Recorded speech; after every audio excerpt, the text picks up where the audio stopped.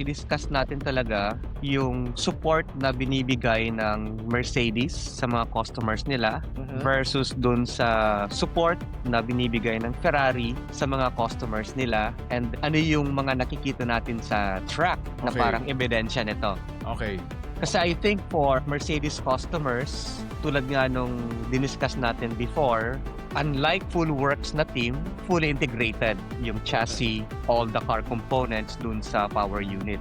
Pero yung mga customers ng Mercedes right now are struggling. Tulad nung binanggit ng news items na parang yung hardware ba about sa energy deployment, hindi binigay ng Mercedes sa McLaren.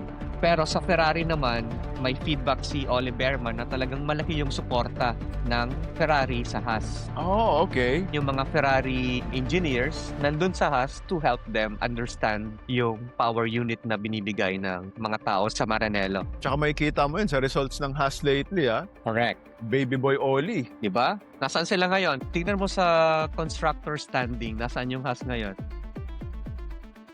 Uy, P4! P4 pre. Woo! Yan ba pinakamataas nilang narating? I think so. Kasi 1 point lang yung difference nila sa McLaren eh. Ay, oo, saka never naman sila naging Big 4 eh. Big 4! Haas! Nasa May Big 4 bago ka! tayong Big 4. Oo nga pala! Haas! Pasok ka sa Big 4! Woo! Salamat, Ferrari! Even Cadillac is benefiting from yung support na binibigay ng Ferrari. Kasi in terms of reliability, so far, hindi pa sila Yes. nasisiraan. Except dun sa Australia na nag-stop si Bottas. Pero after Australia, sprint, and then even yung race, talagang Tapos. natapos nila. Good job, Ferrari. Pero yun nga, sabi mo nga, iba pa rin pag full works ka talaga. Yung lakas ng Ferrari kumpara din sa sinusuplayan nila.